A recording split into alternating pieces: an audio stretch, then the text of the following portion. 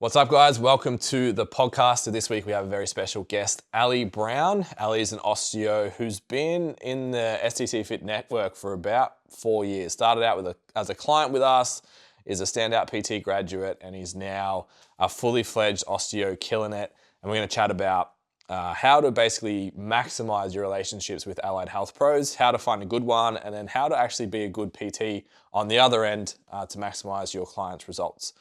Before we jump into the episode, I want to let you guys know we are going to be in Brisbane on the 26th of this month presenting our hybrid coach workshop. So the hybrid coach is someone who has a full book, both online and face-to-face, leveraging both of those systems. We're going to have all three of us there, so Jess, Jason, and myself, for a full 4-hour workshop. You can find the link in the show notes or on our Instagram handle.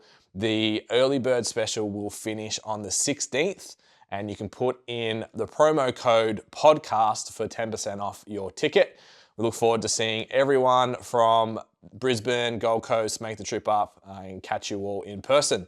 Enjoy the episode and we'll see you there. Yeah, you either want to give it away for free or next to nothing so it's gone. It's just people's rubbish that's not it's too valuable for the bin but not valuable enough for you to keep. Yes. Yeah. Yeah, that is being recorded, so I've just offended so many people. But there are people that scour Marketplace for free shit and sell it, though. Oh, yeah. Yeah, like we had a couch up and this guy was like, I've got a delivery person coming tomorrow, so paid to get it picked up and everything. Wow. And they would have just cleaned it up And then sold it off for whatever. Yeah. So especially with furniture. And people flip stuff and restore it and then or they have those, what are they called? Staging businesses. Yeah.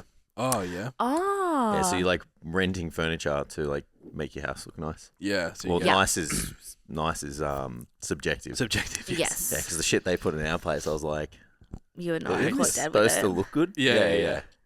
But just putting furniture in a place makes it look nicer. Mm. Yeah. It's a pretty good business model when you think about it. It's a great business. You just buy the collect furniture shit for free and then lease and then you sell it. And it was what did I pay? I think it was about $2,500 for 8 weeks. Yeah. Yeah. That's fucked. Yeah. And this guy was like, I'm running out of furniture. I mean, now it obviously, not as many houses on Yeah. Actually, there might be a shitload in a minute. Yeah, except no one can afford to stage them. Yeah, that's right. Yeah. Fuck. Anyway. Welcome, Allie, Thank you. What's up? to the most informal podcast ever. Yeah. We talk about selling When you TVs need no and notes. I know. Allie's like, what do I prepare? Allie's like the most organized person I know. Yeah, and then he said nothing and I was like, okay. Sure. Turns out to be a shit episode. Allie would be like, fucking. I should have written notes. No, it should be fine. How are you feeling after your treatment, Jason? Sleepy. Yeah. It's always I sleepy. didn't need another coffee, but I'm having one just because I was very relaxed on the table. Yeah, I haven't eaten today either. So. Oh, good. Yeah. Yeah. My trap It's going to go well. It's going to just be going downhill. Oh, yeah. My trap is very, Tender. yeah, Yeah. post needling. Oh, did you get your traps done? Did. What else did you do? Lat release, pec release. Shock. Yeah, I know, right? Yeah. The lifters special. The two of you. Yeah, I'll take the weightlifter special, Ali. Yeah, Pecs, literally. lats, biceps. Powerlifter walks You in try and and says, make it a bit different, but there's only so much you can do. yeah, it's like the template program. Yeah, It's like, this works for these people. Ali's just like, okay, large human lifts weights. Mm-hmm. Here you go. Yeah. Shoulder like this. Yeah. Yeah. Yeah. What's wrong with you today? I cannot extend or breathe. Now I Mm. can. This is the most upright I've felt in a really long time. It's Oh, really? great. It's a good life. I feel like I fill up the chair instead of Hunchback. my anxiety's gone. Is that your excuse for sitting like this now? Yeah, is bro. it? Oh, I can actually flare my lats, so I can have only slightly invisible lat syndrome because they're not quite invisible. Because now I can actually flare them. Very good.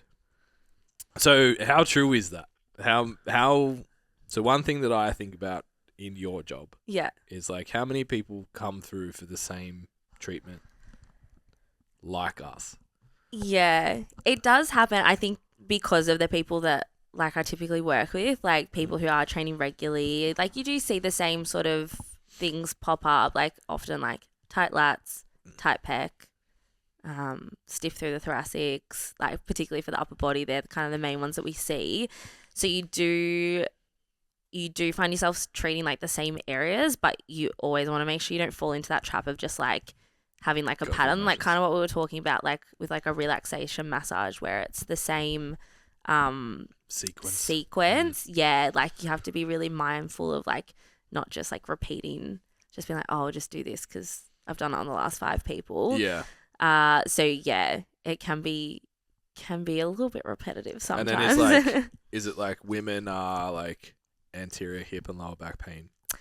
Yeah, a little bit more. Like still occasionally we get like shoulder pain, tight lats, like kind of held in internal rotation, difficulty externally rotating, like in our power lifters. But I was gonna say jacked girl problems. Yeah, it's like few and far between, like compared to typically more, I guess, like anterior pelvic tilt, tight through the hip flexors, sometimes challenges with like core stability or like load transfer through the area.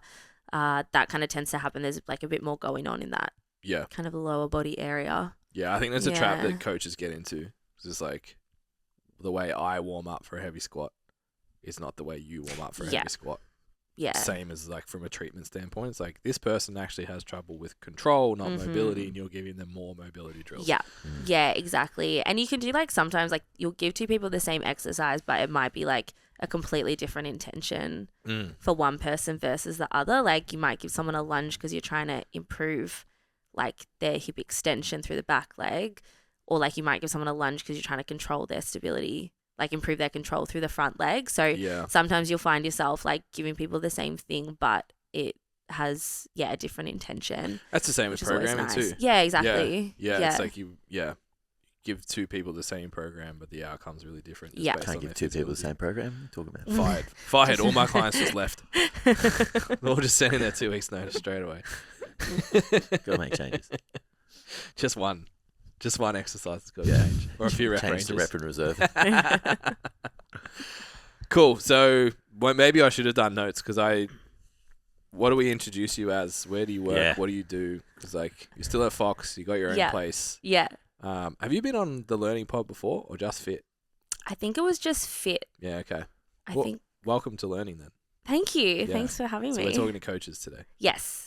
So yeah, where are you? What's going on? What do you do? Yes. So I'm Allie Brown. I am an osteopath.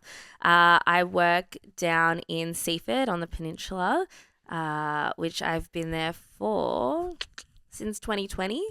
Yeah, so just over 2 years. And then recently started renting a room, so essentially working for myself in Fitzroy, which is a lot closer to home, which is much nicer to drive. Yeah. Still love both places, but the drive's definitely like shorter going to Fitzroy. So yeah, just kind of moving into more of that, I guess, rather than working under a brand, kind of building a bit more of my own brand. Yeah. Which is exciting. Fox was your first sort of introduction. Yeah. Obviously you've been involved in one way, shape or form with us for a while. 2017, I feel like we started coaching. Maybe 2018. Yeah. Because I think I was in Europe in I don't know. It all merges into one. I think it was, because when was FBME? That was 2019. It was the year before COVID. Yeah, so 2018. 2018 we would have started working together. Yeah. Yeah. That's a long time. It's crazy. Yeah. Both very different positions now than what we were then. Oh, yeah. Yeah. So different. So you were studying then? Yeah, I was studying. So I would have been, 2018. I would have been my 3rd year. Is that right? Oh, I don't know. Around about probably like halfway through my degree. So kind of getting a bit closer to like working out what I was actually going to do. Yeah. With my life. Yeah. Yeah. So interesting for those of you watching, we do have YouTube videos out of our treatments that we were just talking about as well. Link will be below. Tam, do the thing. If you want to go watch those, but you were just saying like part of the reason you got into the gym was knowing that you were going to have to build some strength to be able to treat people. Yeah. Were you training and stuff before that, or was it just like? No, I was teaching bar Pilates at the time. Yeah, so that was back then. So I didn't really get into exercising. Like I danced growing up, but very different. I didn't get into exercising until after high school, partly because Rory, my partner, was quite into exercise still is, and I was not, and I was like, oh, should probably do something about that. So I got into bar Pilates as a client and then became an instructor. So that was kind of the main thing that I was doing at the time. And then I started doing my Cert 3-4, and it was also during that time where I was like, I need to learn my way around a gym to be able to get through this. Because I don't know if I really knew why I wanted to do it. I think in my head I thought that it was going to help. It was going to open up job opportunities, maybe help my osteo degree a little bit as well. Yeah. But like I didn't know how to use a treadmill. I didn't know how to like do anything essentially. Which I think in retrospect, looking at your career now, it 100% helped. Yeah. Oh yeah. Oh yeah. Absolutely. Like it kind of at the time, it's always funny. Like at the time, you don't know what impact it's going to have, but it definitely made a difference. So I think I'd been dabbling in the gym. I did my shadow hours at Good Life Essendon, and I'd seen you around the gym. Hey. And then I think I started working with you basically like after I finished my Cert 3-4, because I was like, oh, this guy knows what he's doing. at least I faked it really well. One or the other. Yeah. Yeah, interesting, because it's funny, like, oh, I'll get into the gym just because I need to learn my way around. And then I remember our first consult was like, hey, this bikini pageant thing, oh my gosh, I want to do it. Yeah, like, that's right. All right, let's go. Yeah, just straight into it. Yeah. Straight into it. Let's do how would we describe it? Like a semi-bodybuilding prep. A semi-bikini prep. Yeah, semi-bikini prep. Yeah. Was the goal, was to try and get you guys to look 6 weeks out. Yes, yeah, that's what we're aiming for. Yeah. Yeah. Jace is like, go yeah. away. Shredded glutes or nothing. When people ask me about it and they're cute. like, oh, you did pageants. You did pageants, how shredded were you? I was like it wasn't like it's that. Not that. It wasn't like that. Yeah. I was like, think Miss Universe, like that. Yeah, it's like sort of thing. Yeah, it's like magazine cover. Like yeah. Yeah. Like Sports Illustrated kind of. Yeah. Yeah. Less starvation. Yes. Yeah. Less negative health. Less starvation. Yeah, that's it. Yeah. The look is much different. Yeah. Yeah. Which obviously you won. I did. States and nationals. Yes, I did. Not bad. Clean sweep. Yeah. Blitzed it. Off the back of that, I think, were you coaching? You weren't coaching yet. No, I moved into more of like F45. I worked in a don't knock it. And then I moved to a gym, which is where I met Jess.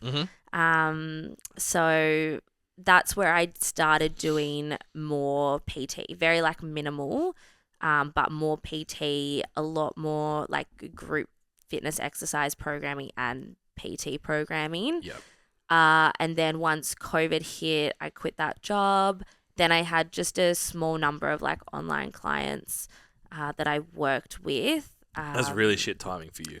Yeah. I mean, I think it was probably a blessing in disguise. I think in the end, I knew like I wasn't going to be a coach full time anyway. It was kind of just like, I have these skills. I enjoy doing this. Yeah. Like, let's do it. And it was good. I mean, I was very lucky during COVID. Like, I still lived at home. Yeah. I didn't have any overheads or anything like that. So, good life. Which was really nice. Yeah. So it meant that, I could just study, put like the time and energy into like these online clients, and that sort of got me through. Yeah. Through that process, did what is now Standout PT. Yeah.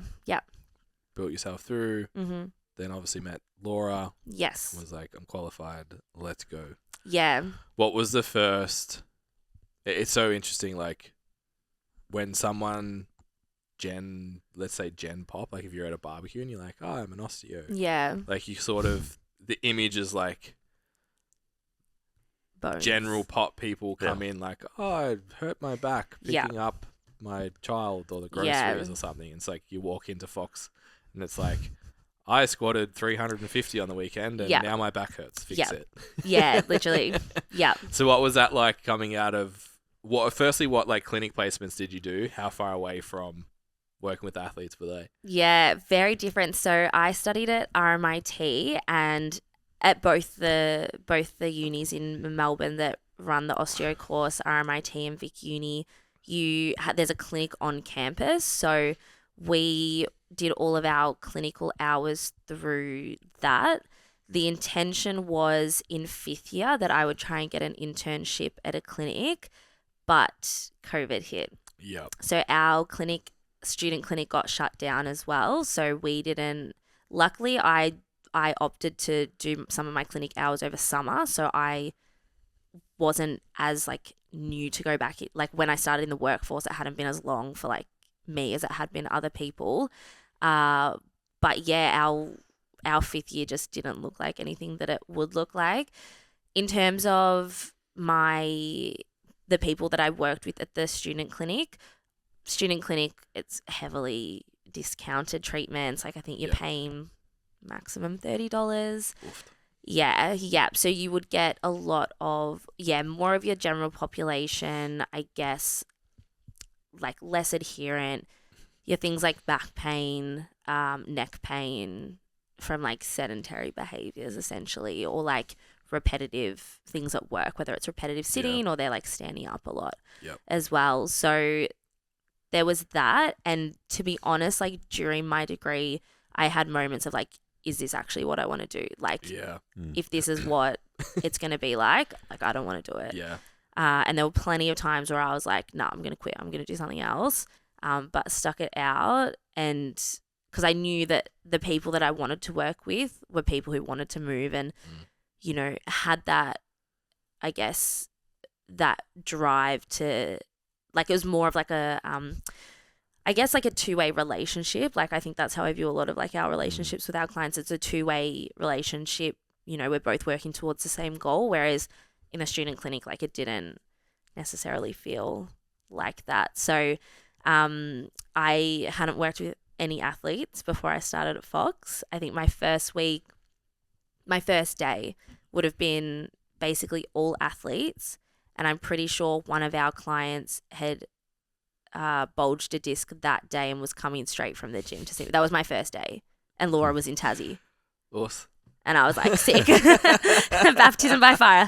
I've got this. But yeah, I worked out pretty quickly that, those are the people that I would like really enjoy working with. Yeah. Yeah. So the first 6 months, what was that like? It was tough. Like the first 6 months I was like, did I even go to uni? Like there was so much that we didn't cover. There's so much that you cover, and I understand why, like you have to learn this stuff, but there's so much that you learn that you don't look at again. Like there's stuff that I wouldn't have looked at over like 2+ years. Yeah. And then there's so much stuff that you don't cover. Like I think it's been a few years since I was at uni, so it might have changed since then, but I think we did 12 weeks of exercise rehab. Yeah. That was it. And that was for like your gen pop. We did a little bit of like load management, but not a lot that I was like confident with it. Like I wouldn't have confidently been able to do like a rehab program or stuff like that. Like now that we were talking about it, probably a lot of my knowledge came from the gym. Yeah. My own experience and all of that. How many, like, for lack of a better term, like strong people were you training when you're in the gym and stuff? Like obviously group model, you're not expecting super strong people, but obviously exposure enough. Yeah, exposure enough. In terms of PT, worked with a few clients who kind of wanted to just get stronger, which was cool. So we just focused on, I guess, that sort of stuff, but still a big leap to like now working with powerlifters or bodybuilders. Like it's a big gap, and I think there's that element that comes into it of a lot of our clients have time-based goals. So you have to be very efficient and good at what you do to get them like up on stage or on the platform as well. Yeah, I think the pressure of like the measurable outcome. Yeah. I've heard Shallow talk about it actually, just like pain treatment's easy. It's just like get them out of of pain. But when it's like the load on the bar or how I look in a pose or whatever, like it takes the stakes to a different level. It's not just like, oh great, I feel better. It's like no, Yeah. add kilos to the bar or this didn't work. Exactly. Yeah. Yeah, it's very different. Very different. Do you enjoy that side though? It's stressful. Yeah. But then when you see the outcomes. Yeah, it's super rewarding. Oh, so rewarding. Like one of my clients did a mock meet the other week and like PB'd bench massively. And one thing that we have been working on during that, I guess, trial prep was shoulder pain and elbow pain. So bench was the thing that we were like, oh, how much is he actually going to be able to like put on his total? And then when he's like, he was so chuffed and like, yeah, that's the thing that like it's so stressful leading up to it. On the day, I feel sick. Like I remember when you, Rory and Laura all competed on the same day. Yeah. The next day I felt like I'd been hit by a truck and I didn't do anything. I was just stressed out. So the Me morning too. I thought I'd torn my lat because I was so bruised from Allie's treatment. Yeah, you messaged me. You're like, is this okay? And I'm like, yep. We'll find out. We'll touch tomorrow. base in a couple of days. And then it was okay. But yeah, it's very stressful in the lead up to it, but yeah, very, very rewarding. Yeah. Yeah. Yeah, that was a cool experience to have you there on the day. It was really interesting as well. Yeah. What's up, guys? You're listening to the STCfit Learning Podcast, brought to you by ourselves. Feel free to go check out our website, so stcfitlearning.com. On there, we have a bunch of free resources, including how to niche your business, how to actually sell during consults, and a free programming template, plus our business scorecard, which you can go and take and see how you stack up in the industry based on what we think is elite and how to become the best trainer in your gym, in your town, and in the industry. Thanks for listening. Don't forget to like, share, and subscribe. If you take a screenshot and tag us, we really, really appreciate it. It really helps get this message out to help improve our industry and keep people in their personal training careers. Enjoy the app. Going into that, I guess, backstory was like basically I couldn't externally rotate from about 10 weeks out because I was just a fat, large human. Yeah, you move a lot differently these days. So it was just like, Allie, just keep getting me under the bar. Yeah. And then obviously, I was coaching your now fiance. Congratulations. Yeah, thank you. Rory on the day. So it was great that you were there. And it was after squats. It's just like, fix. We've got video footage of me like in your armpit. Yeah. And bench 150. Yeah. Nice. One time. Never hey, just hold on to that now. That's the story. I've got it on video. Fuck it. You can be that guy. Yeah, that's it. That's it. Yeah, I'll be in another 5 years, I'll be the guy at the gym like, oh, mate, back in my day. Can't do it now because I'll break. And the Haagen-Dazs diet. Well, I won't even break. I'll just fucking get pinned. It's over. The Haagen-Dazs diet is dead. Yeah. Good times, though. Good times. Now, I don't want to keep asking questions because Jace did do homework. No. You have questions. Oh, did I steal them already? There's a lot that you stole, but I think for the people at home, what is an osteo? Like that is the first place that I think a lot of people are like, I don't know, you got all these different types of treatment. Some people think they know what it is. Some people have no fucking idea. So it's like if you were to describe it at like that, kind of barbecue to somebody, it's like, what is it? Yeah. I'm going to try and use the one that I don't normally use because I'm trying to move away from it. I always used to just be like, oh, we're like in between a physio and a chiro. That's what I say to people. People do grasp. Now I try and explain that like we treat the musculoskeletal system, neurological system, treat the body as a whole. That's sort of where I'm trying to move towards, but it still sounds a bit nerdy. But yeah, for like if you've never been to an osteo, never known anything about an osteo, somewhere between a physio and a chiro is usually will probably land in the middle somewhere. Yep. So looking at structural things as well as soft tissue things. Yes. Yeah. Yeah. Interesting. Okay. And so do you think that if there were people that are maybe seeing people who are just structural and just soft tissue, would they benefit from getting a look at a more holistic approach to things, or do you think that those other kind of treatment styles have merit and whatnot? Yeah, I think definitely whoever you go with, the big thing for me is always, do they look at you as an individual and do they look at the body as a whole, and kind of integrate like what's going on when they look at you, how you're moving, all of that sort of stuff, and then tie in like the soft tissue work with that. I think back when osteo first started, so the kind of the foundational principle of osteopathy is the body is a unit and structure and function are interrelated. So it's that idea of like everything is connected in the body, and the structure of your body is going to affect how you function, and the way you function is going to affect how your body's structured. So that was like a bit woo-woo back in the day when I think it was like, well, I'm going to get this wrong, someone's going to be mad at me, but like kind of like 1900s-ish maybe, somewhere around that time is when osteo sort of started to become a thing. So back then it was like revolutionary.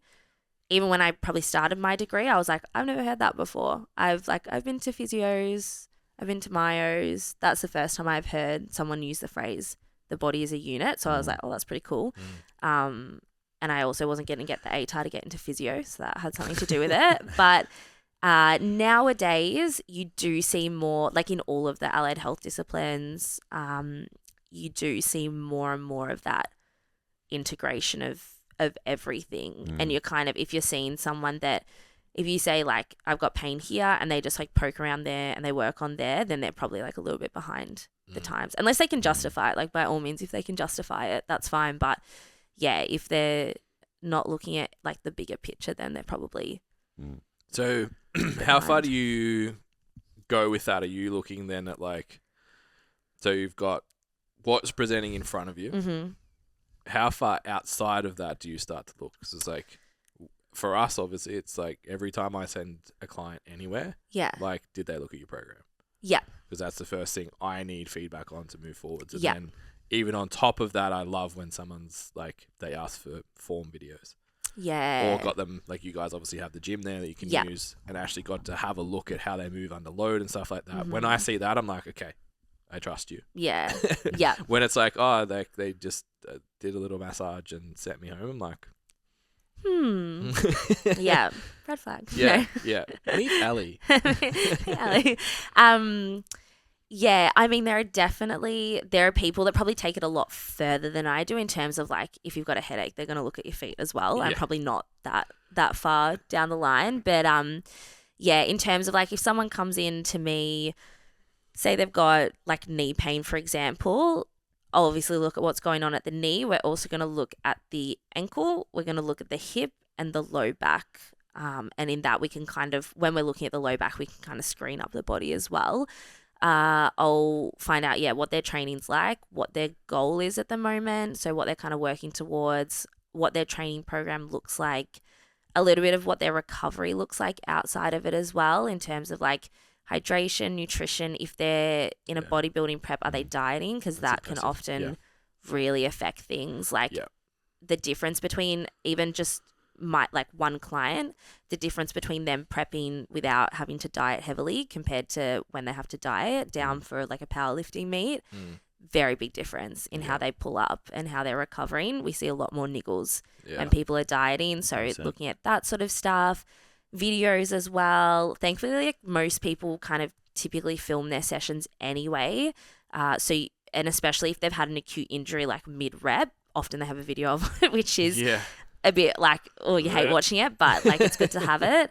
And then also like we'll look at stuff in the gym as well. So we'll look at those movement patterns. Sometimes if we're looking at, say, a squat, we'll play around with like goblet squat, counterbalance squat. Do they move differently in those as well? So you kind of look at what's happening, just, your ranges of motion of the joint, which anyone can do. But then it's, okay, going outside that, what's training like, recovery, stress, I guess all of the stuff that you guys look at like in our check-ins. And then, how they move like under load. So you referenced the knee. Have you ever had to like kind of say you're just doing too much? Like I can't remember what the exact line is, but it's like no soft tissue treatment's gonna fix like 40 sets a week. You know what I mean? Like, have you ever had to sort of communicate to a coach like, hey, 30 sets on the quads a week is probably too much? So far, so good. I don't know if that's just like luck of the draw in like who we work with. sometimes it might look like not necessarily changing like the exercises, but it might be managing the load within that exercise. So I might get a client to like drop the weight and we change it to like a tempo or something like that. We might take out like one of those exercises and pop like a more rehab based exercise in there. So because I'm always mindful as well, and I think I was more nervous about this when I first started out, but always being mindful of like respecting the coach and their like way of doing things. And like there are plenty of coaches I work with who know like more about that than I do, and they've got their rationale for why things are the way that they are. So it's having that like open communication of like, this is what I think we need to do and this is why, and then having a conversation about it. They might be like, I haven't had anyone ever turn around and say no, but or if they've been thinking it, they haven't said it. But I try as much as possible. Like if we can manage the load within like the coach's programming, I'll always try and do that first. So far, I haven't ever had to be like, we need to take this out, or maybe occasionally like I'll be like, we need to take a break from this just for now. We're going to do this instead. But my goal is to get it back in. Like I don't want to avoid it forever. Yeah. So I got a question about treating the skeleton and treating the muscles, because I love an adjustment. I'm the dude who watches all that crazy shit on YouTube, like the strap and like just all these crazy adjustments. It's therapeutic. So do you think that there is a time to treat things that way, or is it like if we treat the soft tissue, like the structure of the body kind of falls in line, or if like is it because I've had my neck kind of just, and it's like I fucking feel amazing. And it's just like that instant, especially sometimes if I'm in a little bit of discomfort, it's like that's kind of, I feel like sometimes that might be warranted, but obviously that's just me, who's addicted to adjustments by the sound of it. Loves the crack. I might wait for it and it's like whack, and I'm like, it feels great. So like, what do you think? Like, do they have a place? Do you use them? Like, when would be the time that you would consider it? Yeah, I don't use them that often just because I probably didn't use them a lot when I started my career and then just haven't really gotten. It's something that I want to try and incorporate maybe a little bit more, or just know that I would feel like happy to do it. But not so much unless they've been like adjusted before and it's a client that I know really well, I'll do it. That's kind of how I go about it. I think there's definitely there's a place for everything. It kind of just comes back to like, what's the research behind it? And is this just a short-term relief? If it is, great, there's always a place for that. Like with the hands-on stuff, like the needling, manipulations, that short-term relief can be beneficial because it can allow us to get like more out of our rehab. It can get more out of our training. It might just help you feel better and like lift your mood a little bit, which can be really valuable. But it can be like a short-term it's like, what else resolution. Are you doing? What else are you doing? Like we spoke about before, it's like the treatment, everyone's got a view of treatment differently, I feel like. But what you guys are really doing kind of has a similar outcome. It's kind of like training people. It's like we all train people different, but the outcome's like, you're going to get stronger, you're going to get bigger, you're going to get leaner. But it's like, what are you doing outside of the training session, or, or outside of the therapy session, which is going to really kind of add up to that person being fully functional and pain-free. Absolutely. I think like in our language too, it's almost like a volume intensity relationship type thing in the treatment itself as well. Like how I've had treatments in the past that are like super gentle, and it's like sort of sometimes have left and gone, like probably didn't need to come today, or I was like coming in like, I just need you to beat the shit out of me, and I leave like, you didn't. It's probably the last thing I needed. Because I was probably so fucking wound up and stressed and whatever that I actually just needed to just be turned down. And even just fucking laying on the bed for like 30 minutes. And just relaxed you a bit. And like, even if like, I'm not like, we were joking about like when you get treated by Laura, it's like 11 out of 10. I'm like, sometimes I don't want to be jumping off the table because it hurts. Like, sometimes it's like, and I've had treatments with you in the past where it's like, I've walked in the door and gone, work's fucked, can't breathe. Like, just cooked. Yeah. And that day is like much less invasive. I feel better that afternoon. And then the next day I'm like, oh, I feel a lot better than I did. Whereas today is like the YouTube camera's on. I'm a hurt Ben with some needles. Yeah. You were feeling good, so. Glad you held that torch. Watch out. It was your turn to get fucking rinsed. So yeah, I think that's just my experience. Is that a conscious thought when someone walks in? It's like, this person is like high neural drive. We need to bring that down. Like those are considerations as well. Yeah, definitely. Particularly when you've got, and some of this comes back to like those long-term relationships that we have with our clients. Like, when they need something gentler, when they need something that's a little bit more firm. If I've got clients coming in who they're tired, they're stressed, they've got, am I allowed to swear on this? Yes. Yay! They got shit going on in their personal life. They've just had a breakup. Like, because we hear all of those sorts of things. You get a really, people are very vulnerable with you. And so there are times where it's like, I will do the lightest treatment ever. It's quite, gentle. It's just about making them feel calm and feeling good. And one of my favorite things to hear is like, oh, I could fall asleep. Yeah. And I'm like, I love that. Like, I want you to walk out feeling like, sometimes there are times where you want to walk out feeling like you've been worked on. Yeah. And it's reading the body language, knowing your clients, and taking the time to get to know like what they need means that you can be really like flexible with your approach. Yeah. Obviously we used to do like team treatment day. And I love the like treat Jason. Yeah. Then treat Amy. Yeah.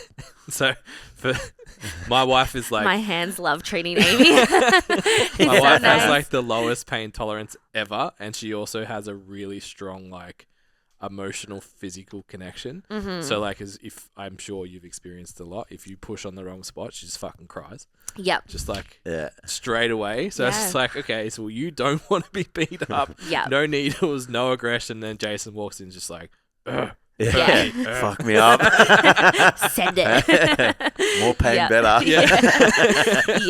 Yeah, absolutely. Because especially like if we use Amy as an example, like if I wind her up emotionally, she's gonna be ruined for the rest of the day, probably the next day as well, like depending on the person, which I don't want. Like I probably want less responsive to the treatment as well. Right? Exactly. If you just there's knowing, and clients know, and when you build that relationship, they know when sometimes like walking out feeling shit is like, they know it's okay. Like it's that post-treatment soreness. They understand why we're doing what we're doing, but you don't want them to feel, I think, emotionally shit. That's a big thing. Yeah. That's a big one. What's the go with that like emotional trigger thing? That's a great question. I don't know too much about it. I know that the traps are a really big area. I've had people cry when I've treated their traps and their glutes. Yep. Usually, like, they've got like emotional stuff going on at the time. It's not just because like I've pressed a sore spot and they're crying. But I don't know. I'm sure there's growing research around it, but I mean, as I say, body is a unit. Like, you ever cried on the table, Jason? I was pretty close last time. Yeah, you were very quiet. Like you were like, like out of desperation. I was like, this is so painful. I just want it to stop. Yeah, and like, it was fucking so painful. Like it was. Jason couldn't like have a conversation with me last time. Like it was just like any noises were like grunts or like. Oof, you're in a bad way. That was bad. I think I saw him 2 days later and he was like, "That was fucked, but I feel great." Yeah, saw Jesus. Yeah, on that table. Yeah. But feel amazing now. Yeah, Happy's fantastic. Yeah. Did you? So before we keep going, I just want to give you guys a little message about our Standout PT program. So Standout PT has been designed for personal trainers who want to sustain a long-term career in fitness, but right now they're sick of chasing clients, they're not making enough time for money, and they're super frustrated with the results that they're getting in their business, and they can't see themselves being here in 3 to 5 years' time. If you want to know more about the Standout PT program, head to stcfitlearning.com, head to programs, and all the details are there. And you can book in your free exploration call where we can have a look and see whether or not that would actually be a suitable program for where your business is at right now. And back to the episode. So thinking about this body as a unit, and working with people who train in the gym, which we're talking to coaches, they train and their clients train. Are there things that we could adopt, even just like principles of osteopathy or just principles in general, to help maybe not see, like as rude as this is, not see people like you as often? Because that's the goal, right? Like obviously it's going to happen. We're going to end up coming, just beat ourselves up and whatever.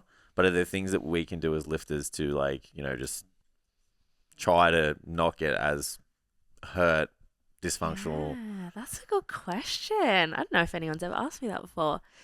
I think... How do we get you out of a job? How do I, I always how say do to I get less people- fucked up? Yeah, I say to people, I'm like, I don't want to see you every week for the rest of your life. Yeah, like my that's goal it. is to see you less often. I'm like, I like treating you. I like catching up with you, but I don't want to see you every week for the rest of your life. I think, I mean, from an osteo perspective... Do your fucking exercises. Yeah, do your exercises. That'd be really Sick of good. seeing I'll tell what Allie wants to say is do your fucking exercises. I put a lot of time and thought into them. They're not just they're standard, not like just- banded external rotation. Yeah. No. Oh, hello. Here's the dog. They're gorgeous. Special guest. I mean, I think there's definitely something to be said for looking at the body as a whole, and maybe working like closely with you guys, I think you're very good at that. Like you already do that. Like I know when I've had stuff going on at like the hip, you're like, okay, what are we doing like down the chain? Yeah. Like what's going on there? Yeah.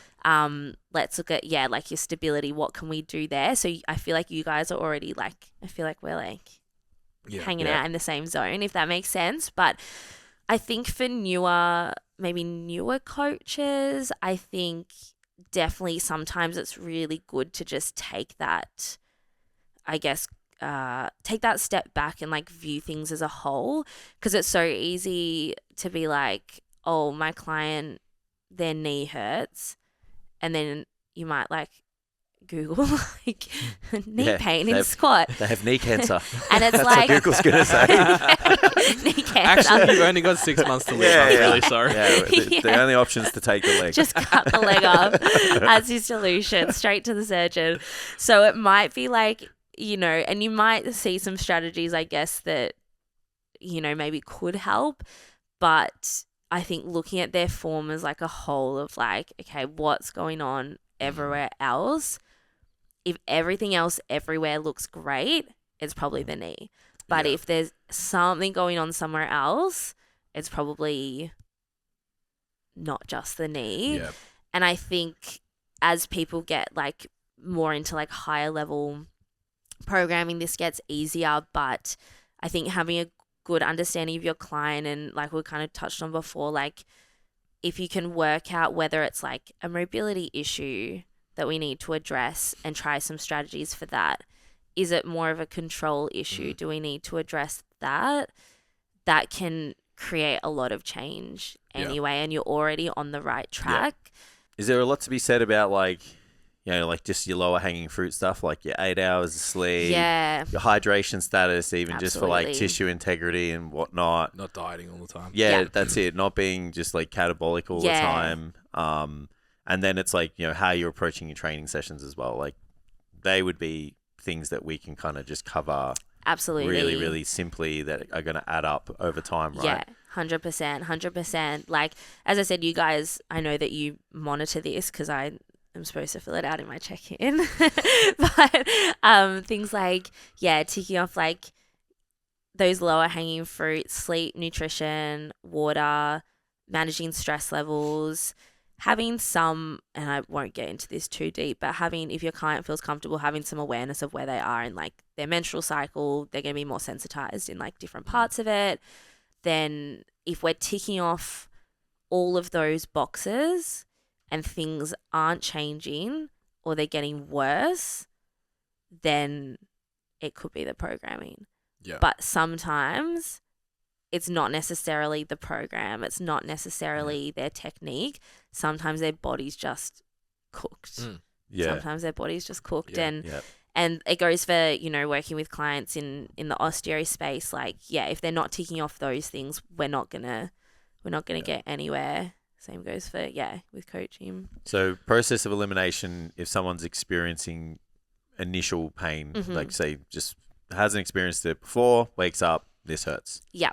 So where would we go first? Like as the coach, like you got your client, like do you need to go speak to Allie straight away or someone like yourself? Or do you like, let's have a look at how you're moving. Let's have a look at this. Yeah. Let's have a look at that. Like where would your mind go in terms of steps? Yeah. In terms of steps, before like going to see intervention. Yeah. Before intervention would be, okay, are you feeling it during training? Well, firstly, if it's come on mid, like the first time you've ever experienced it, it came on like mid-set. What exercise was it? What set were you up to? What load were you lifting? What rep was it in the set as well? If you can get into the nitty-gritty of that, because if it's happening like first set of the day, it's probably going to be a different thing to like last set of the day. Like with fatigue around. So working that out. If they've just woken up with it, things like what session were they doing the day before? Did they train the day before? Could it be something there? Looking at like once the pains come on, is it getting worse with training or does it get better with movement? Because that's a really big one as well. That's going to point you in the right direction as well in terms of what it could be. Typically tendons like to feel better with movement and feel worse with rest. So it might be like an overloading thing there. So you can kind of do a bit of like process of elimination. Whereas like if it's with like every single rep, then we're probably looking at more like joint related or like something very like acute. And then from there, I guess, looking at like what their load is across the program. Have there been any big jumps? Even looking at the weights that they've entered as well. Like last week, did they say squat 100 and this week they've gone like to, I don't know, for example, 130 or something, or like done a random like PB squat out of nowhere because they felt like it, and just sent it. Like kind of, working out everything that's happened there can kind of point you in the right direction of like, okay, have we overdone it? Do we need to like modify the load? Yeah. Is it your technique? Like, let's look at your technique. Do we need to modify that? Is there something that I can see is happening with your technique that I can, I guess, address with like movement preparation? Can we make some changes there? And then if you're not seeing any shift, then I would handball. Yeah. But there are so many things that, you can try. I mean, typically if it's come on like quite suddenly, or like if they've like, for example, someone's doing like a deadlift and they feel like their bicep very suddenly, you're like, okay, probably go like touch wood. No deadlift. Touch wood there. But pulling a 1RM tomorrow. And you'll know, like you'll get the vibe of like, okay, is this something that like has to be, they have to see someone straight away? Yeah, of course. And sometimes their pain intensity will like change that as well. Like we like to use sort of 3 out of, obviously you don't want to be in pain, but like 3 out of 10 pain is like, okay, it's nothing too crazy. We can probably manage it like with exercise, those sorts of things. I think if it's starting to particularly interfere with a client's training, it's present in their day to day as well, especially like if it's affecting someone's work, like all of that sort of stuff, then it's like, okay, it's having a wider impact than just their hour in the gym. Yeah. Like, is that when it starts to really spiral too? Because it's like drive stress up elsewhere, affects sleep, all that kind of stuff. Like, it's all a loop. I know like a general rule I always use is like, if you're entering the gym in pain, go see someone. If pain accumulates, it's there all the time. If pain accumulates during the set, it's like there's probably something wrong. So it's like you're executing the movement wrong, or there's too much load, or there's something, like if it's showing up, like you said, third set or something, it's like, okay, your knee's getting sore, it starts off okay, and by the end of the session, you're fucked. It's like something's wrong with what we're doing. Yeah. If you're walking in, it's like, I don't know what this is. You need to go find out. Yeah. And then you sort of touched on it before in terms of like the fundamentals of what you would probably need to know. And you were saying like, when there's hip pain, we work up the chain. I think like for coaches, you basically want to understand how to stabilize and mobilize the three main hubs. Yeah. So if you can have a basic understanding of how to increase someone's range of motion or stability if they have great range of motion, depending on whether you're training Jason or you're training Allie, it's like do that at the hip, do that at the thoracic, do that at the shoulder. Yeah. If you're able to kind of do all of those things in some kind of systemized fashion, ideally, so it's like test, retest kind of model, or progress it over time, you're probably in a pretty good spot. And I think what that does is allow you to communicate really well with the allied health professional on the back of that. We were talking before, like I've just had one of my clients go to a new physio I've never dealt with before, and it was like her program was a regression of my warm-up program because we had acute pain, dieting 3 weeks out from comp. Yeah. Shit happens kind of thing. It was like, okay, this dynamic preventative doesn't work anymore. We need to go to a prevention. If you as a trainer have that understanding of like, she's just treating the hub of the hip for stability, the same idea that I had in a different way, it makes you then be able to conceptualize like, okay, so she's got reverse lunges in her program. Maybe I want to shift, like you were saying, modify the exercise, make it an ipsilateral load to challenge stability rather than just get in there and fucking try and build as much muscle as possible during those 3 sets. Yeah. You can start manipulating those variables within a program a little bit more. Yeah. And that then allows you to communicate much more effectively with the allied health pro if you've got those 3 things. Yeah, absolutely. Yeah, it's always super handy. Like if clients can understand, like if their coach has changed something within the program to try and address it and like why that is, that's always really good information for me as well. And often like the people that I work with, like often we're on the same page. Like, you know, they've modified load here, or like I've modified load in this exercise. They've also noticed in this exercise, they've changed it up. Like very often, we're all on the same page, which is quite cool. I think too, as a trainer, and this is something that I definitely struggled with early on, was like if someone got hurt or a niggle or whatever, it was like I'd done something wrong. That was like the instant, like my program sucks. I've done it. I took responsibility as well. 100%. And it's like, really, like we're fucking beat up all the time. Yeah. We lift lots of weights. Remember we had that discussion one day? I'm like, is that just, do we just it was with Will. Yeah. Are you ever feel 100%? No? Oh, okay. So particularly as you work with more and more advanced lifters, like the expectation and acceptance of some form of pain increases. Yeah. Like you're working with Susan that it's just like wants to lose a little bit of body fat. Like if she's walking around with sore elbows and shit, you're probably fucking it up. Yeah, training it like an RPE6. But you've got someone who's training hard, pushing the limits, and I would call it like moving towards an athletic pursuit, whether that's bodybuilding, powerlifting, some kind of athletic sport that's not those 2 things where you change direction. Like if you're going in that direction, you're probably going to have stuff that's flaring up. Like, and like I just said, I've got the client, she's X amount of weeks out, had the SIG strain. Like I got on that check and I was like, oh, okay, this is super normal. Like you've lost 5 kilos during this prep. We've been dieting pretty hard. Yeah. We've moved to singles. You had some changes over the weekend that probably lifted stress, reduced recoverability. We had a little bit of flare up. It'll be fine in a week. You'll be okay. Whereas like my first preps with people, I would have been like, oh my God, I fucked this up. I did something to do this. Yeah, that caused this. Yeah. Which I think for PTs is really important to take on. It's hard to just be like, don't worry about it. Yeah. But don't worry about it. Yeah, and it's like, it's going to happen. Like people, like even when we talk to like Max and Carl about it, with the rehab stuff, it's like, it's going to happen. It's just inevitable. The most elite of athletes get injured. They have all of the resources available to them. It's just something that happens when you push yourself. It's like more what's important is what do you do afterwards? Yeah. You know, are you going to you shouldn't take responsibility and try and fix it like yourself, because we shouldn't touch anybody as personal trainers. Yeah, let's be very clear with that. But it's like, just all those things you were talking about before. It's like, okay, process of elimination, do the things that we can without physically touching the people, guys.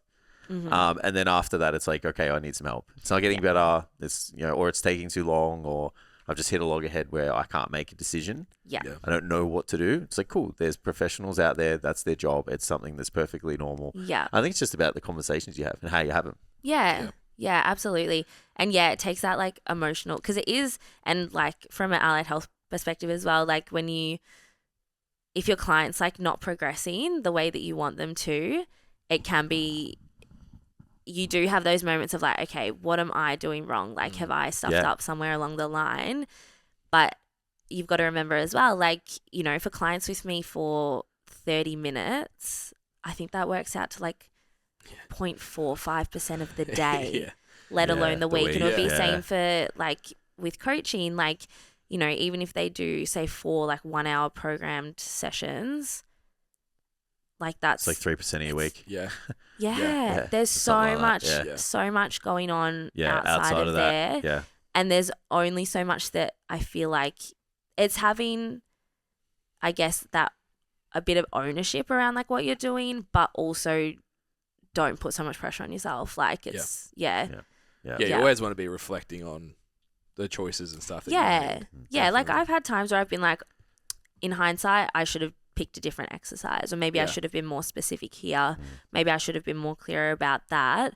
And then you learn from that, but knowing that at the same time, don't feel like responsible for the client like 24/7. There's two things that I have issues with when training like more advanced people. Is like, one, you like they're like, oh, I want to like smash my glutes or smash this, and it's like, okay, so what, we're gonna do like 30 sets of like challenging the hinge across the week? Like, is that, I want 3 lower body days, 2 upper days, so you're like, it's too much work, man.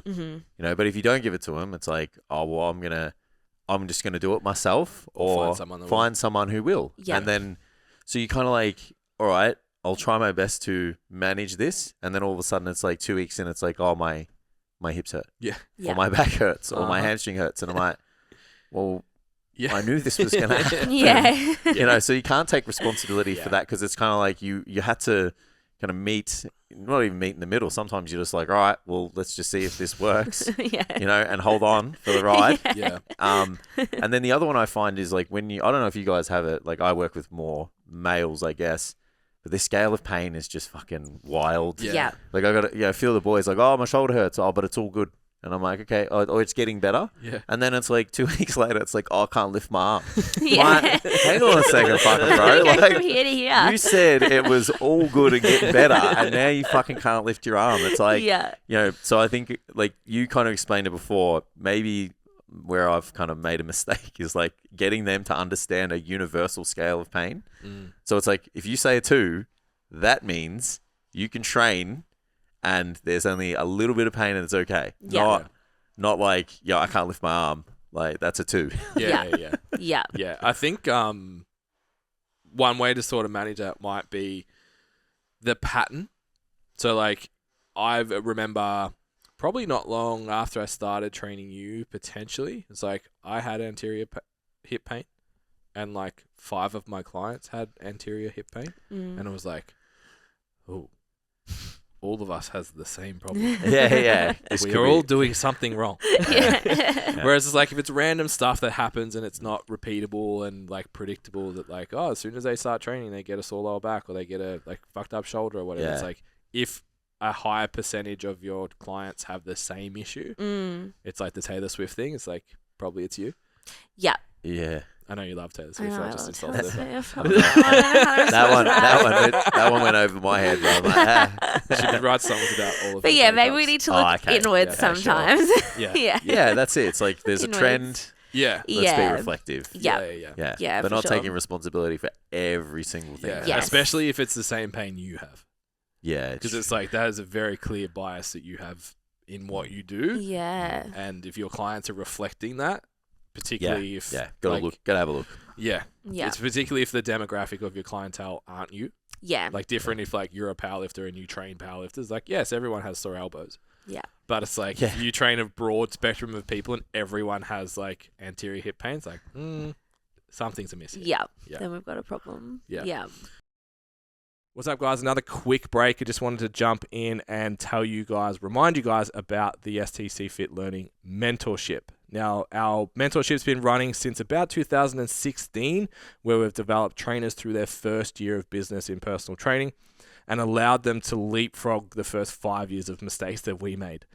If you're currently studying, looking to finish in the next month or so, or you're looking for someone to help you out with mentoring and all that kind of stuff, jump on, have a look at the details for the mentorship at stcfitlearning.com.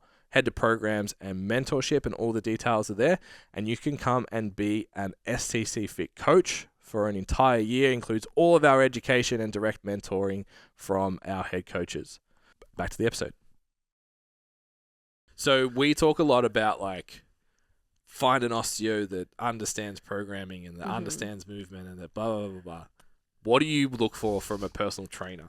Because we're super demanding. But like when something comes through, like what are you like, okay, you can see straight away this is going to work well. Yeah. What would you want from someone?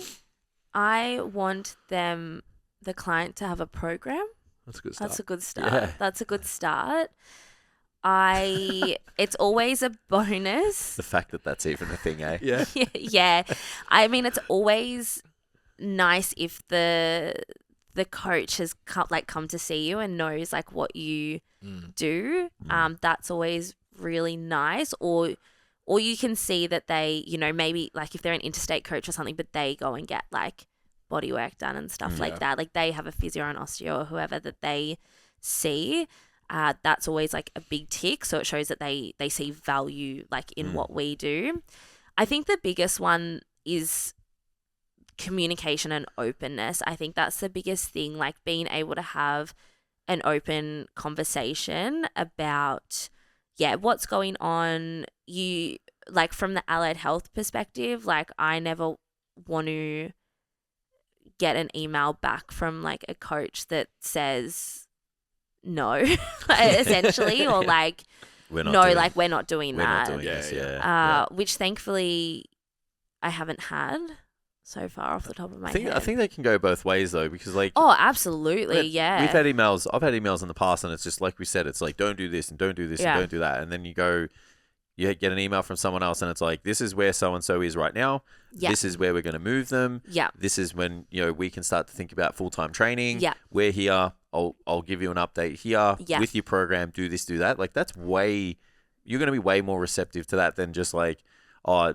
we've told this person not to do any weightlifting for a month. And you're like, nah, fuck off, bro. Yeah. I disagree with that. I don't care what your schooling says. Like, it makes no sense. Absolutely. Yeah. One of the most frustrating things, and I think my background in like group fitness has given me this like extra like perspective on it. Like when clients come in and they have been told by like their physio or whoever, like I've hurt my shoulder, I can't do this.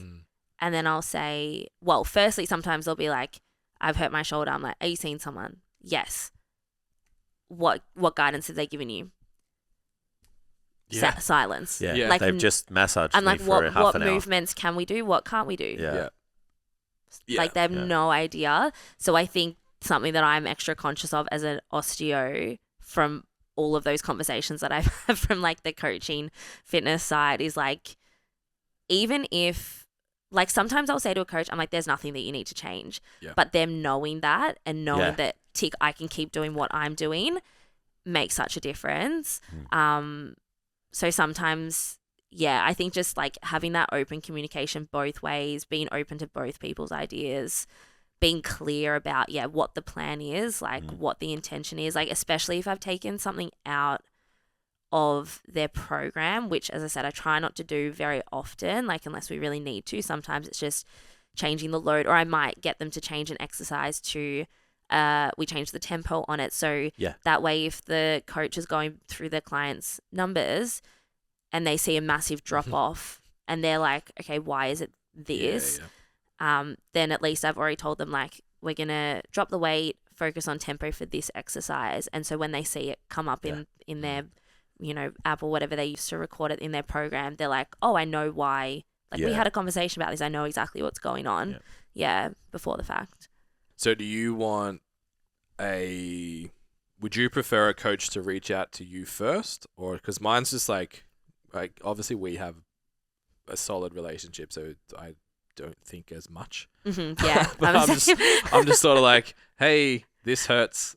Or so our client's like, hey, this hurts. I'm like, cool, go see Allie. Let me know if we need to change anything. Yeah. And that's like my input. It's just like, go and tell her all the things and she'll tell me if anything needs to change. Yeah. 9 times out of 10, it's just like, hey, this is their warm up now. Everything else is fine. Yeah. Or maybe we've changed a couple of things. Yeah. Would you prefer to receive like, hey, this client's coming, this is what they're reporting? I know I've sent like a few screenshots and stuff in the past where it's like, this is what the clients told me, expect an appointment from them. Is that better, or you just like want to just meet the client? Like what's the best situation for you? I think it definitely, I mean, it's always nice to know what someone is going to come in with. So sometimes that might even just look like from the client, like in their booking notes, sometimes they'll write like, so-and-so from here referred me, or I work with so-and-so, I'm getting this. Yep. Like that's totally fine. Like sometimes if it's, I think it comes back to that relationship as well. Like sometimes we will have like a coach say, oh, like I've sent so-and-so to you, which is always really awesome. Like Adrian, who does Standout PT, who I work with closely, he'll sometimes say like, oh, so-and-so is coming to you for this. This is what I've noticed from my end. So that's really cool as well. I mean, it gives me that kind of that perspective and a bit of information, I guess, from what they've learned, and their perspective as a coach is always super valuable. But there's never any like stress if they come in and I've never met them before and they're like, oh, I work with so and so, I'm getting this. Like that's cool too. Yeah, I think it kind of just comes back to like how well you know the person. I think as well can be a bit more cash. Yeah. So I'm very picky. So the thing I basically tell most of my clients is like, I don't let anyone else touch me. Yeah. Or treat me. Like it's just go to Allie, she'll be good. Yeah. But obviously that means sometimes I have interstate clients, which means online. Yeah. So we spoke on the YouTube video about how like over 4 or 6 weeks, just the intervention stuff, so actually doing the exercises that your allied health professional gives you, will have very similar impacts to either receiving treatment and doing them and not receiving treatment and doing them. Yeah. How have you found moving into that online assessment treatment space? I know at the start you said you were like a little bit anxious about it. How have you found that whole experience? It's been good. It's been interesting. I think that at the start I probably had maybe a little bit of my own, I wouldn't say bias, but a little bit of uncertainty, just because I know how much people value hands-on and like that instant relief and that feeling like, okay, something's happening, something's changing. And then they feel like looser, they feel better, and then we do their rehab and they're like, I feel amazing. Yeah. Whereas when it's online, you take out that hands-on treatment, that instantaneous relief, and sometimes they might not see a change for like a week or something. Takes a little so it's getting that buy-in, and that's where it helps to have like coaches that you work with, like as an osteo coaches that you work with who like trust you, believe in the service that you provide and can vouch for you as well. I think that creates like a huge amount of buy-in, because I don't get random like online consults. Like it's from coaches that I work with regularly. So you need, I think that buy-in is a big thing, and creating like, if you can create a change within that first week, it's really good. But setting those expectations as well, like, you know, we might expect to see changes in pain in like this many weeks. It might take 6 weeks to, you know, be functioning 100%. So setting those expectations. But I think people are really blown away when they see that the rehab work has such an impact. Because again, like one thing that Laura often says, which I really like, is that you didn't get injured on the treatment table. Yeah. So you're not going to get fixed on the treatment table. It's something is happening outside that we need to change. or there's something going on within your body that we need to change. So it's like, how do we go about that? Yeah, I've heard Jordan say the goal, and this is coming back to that, like the weight on the bar is the metric for you. It's like the old adage of allied health is like return to pre-injured state. Yeah. It's like that's just means getting injured again. You have to move beyond pre-injured state. That. So it's like, like either you've got to be moving better or stronger or have better control or whatever it is. There has to be a progress beyond pre-injured state. And I think like that's what we try and talk about with Max and Carl this month. I think we've actually got their like integration from like how to blend post allied health into the gym and how to have a systemized approach to actually doing that, because you can't just go back to training. No. It's just the same shit's going to happen.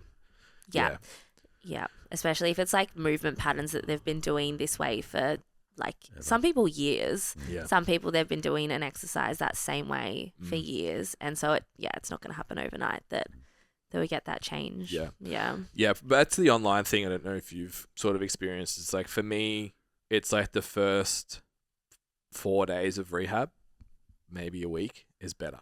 That's where the gap is for me. It's just like doing cat camel right now compared to yesterday. Yeah. Will feel better. Yeah. I didn't want to do it yesterday. I know I should have, and that would have helped with like my extension. If I'd had been doing it the whole time, I like probably wouldn't need the treatment as much. Yeah. But it's like once you get into the position where you're like, oh, extension sucks. I don't want to sit on the floor and try and do extension. So then the hands-on's like, oh, I can get there. And you do it the first time, you're like, oh, that's nice. Yeah. Then you, like you said, you get that buy-in, you do it. If you don't have, like we spoke about Emily, my client earlier, who's in the middle of nowhere, there's no allied health pros that really are tapped into the training stuff. Like she got prescribed the brace and a month off. And I was like, on the phone straight away. So for someone like that doesn't have either the time or the access to someone like yourself that actually integrates all of this shit, it's just accepting that like, okay, the first week may not feel as good as it did, and you don't get that like you said, the instant relief. Yeah. Have you experienced that with your stuff as well? Look, I fortunately haven't really had anyone that kind of mangled to kind of have to do that stuff just yet. They've always kind of got hands-on treatment and stuff for now, but my own personal experience has been do the fucking exercise. That's the takeaway from today.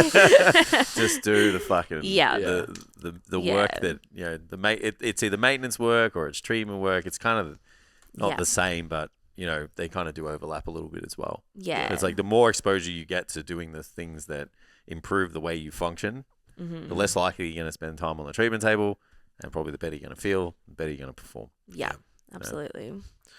So we had Jess, you mentioned, had her on 3 weeks ago now.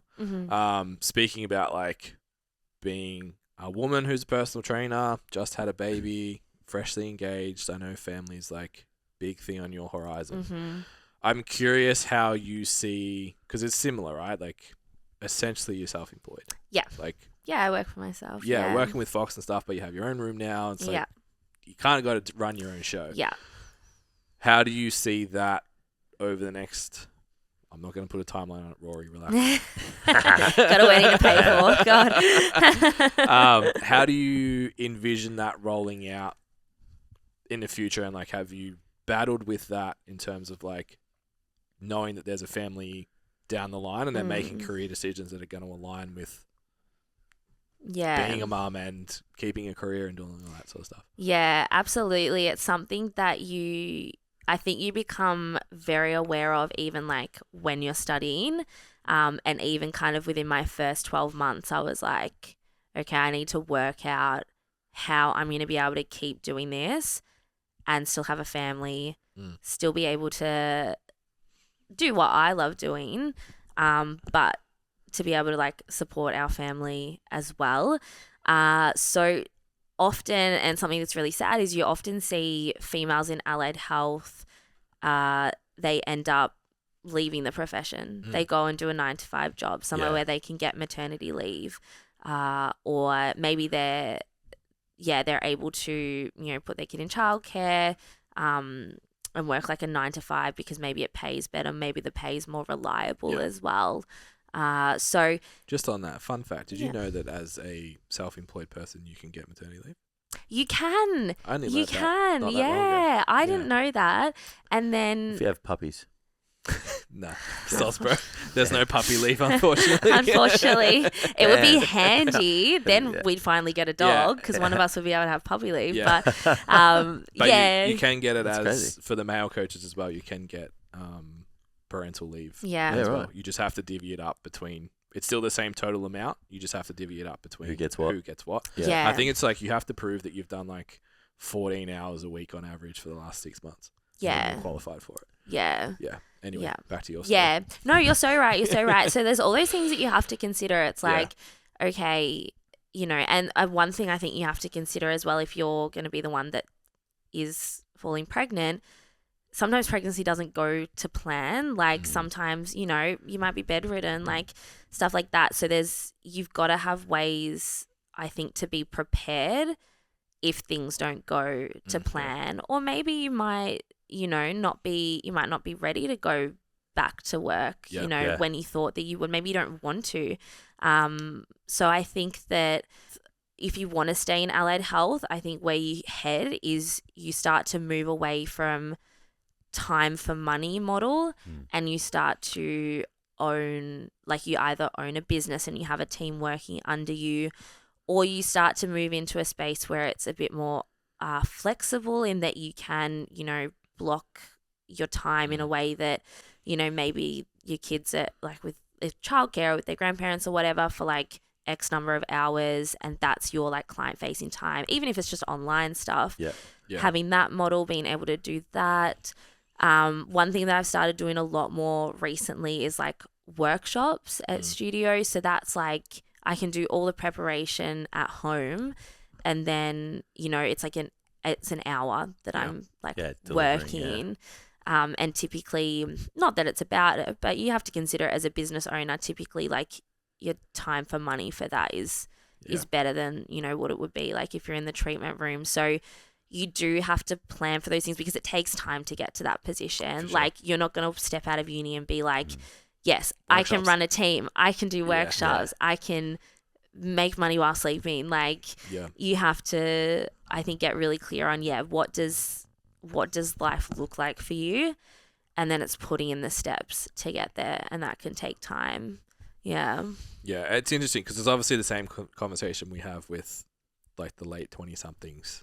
Not that earlier or later is a bad thing, just that's the common thread is like for female PTs, it's like those considerations. I think obviously one of the benefits you have in the allied space is like people will take work off and it's acceptable to tell your boss, I've got an osteo appointment. It's generally not acceptable to be like, hey, I got a PT session at 11. So the hours, I guess, like a little more favorable, but I think the same considerations come into place. It's like, how do I actually create a business, not a time for money exchange? To then think long term of how does this actually look? Do I move to education? Do I move to a team? Do I move online? Like what's the funnel? What's the income stream that's going to work in all those situations? Obviously having a partner that has the job too probably makes a big difference. It's like they've got the 9 to 5 reliable income. I think you have to, I mean, you guys always taught me you got to know your numbers. Like you need to know how many, you know, whatever it is you're doing, how many, you know, people you need to be seeing, or if you've got a team under you, how much money do they need to be bringing into the business, and all of that sort of stuff. You definitely have to consider. There's a lot that goes into it. And then I think as well, like there is a bit of that fear of like letting go a little bit, like passing clients on to other, you know, people in your team, or referring them out to other places, or even, you know, stepping back from client facing hours. Like for me, my hours at Fox are going to change in April, and that was 3 months of me going, but what's going to happen when I do that? People work around you. People are very understanding. They understand that you're a person too, and they get it when things have to change, which is really nice. I promise we will come visit you in Fitzroy. I know, it's so much closer. We will come, I promise. There's really good coffee in the area. It's still not as close as my spare room, though. I know, I know. But we will definitely make the trip. I mean, the drive for me is pretty much the same to Fitzroy and Point Cook, but anyway. Yeah. Yeah. Do you have any more? Nah, all good. Awesome. Yeah. Thank you so much. That was Thanks great. for having me. Where do we find all of the things? Yeah. So the easiest place is probably Instagram, which is alliebrown.osteo. I do have a website, alliebrownausteo.com.au. But yeah, usually Instagram's the easiest way to find like where to book in with me, learn a bit more about what I do, any like workshops and stuff that I have coming up will always be on there. And yeah, you can always just shoot me a message if you're wondering if I'm like the right person for you. You can always have a chat. The only other thing we didn't touch on, which we probably should have, is your passion around pre and postnatal. So if trainers are out there, I know for me, I'm studying it and I'm still like, what did the allied health pro say and what did the obstetrician say? Because they're more qualified than me. Yeah. So that's your big strength. So if you do have, you're working with that clientele, Allie's definitely a port of call for that as well. Yeah. Awesome. All right. Lovely. YouTube videos will probably come out after this.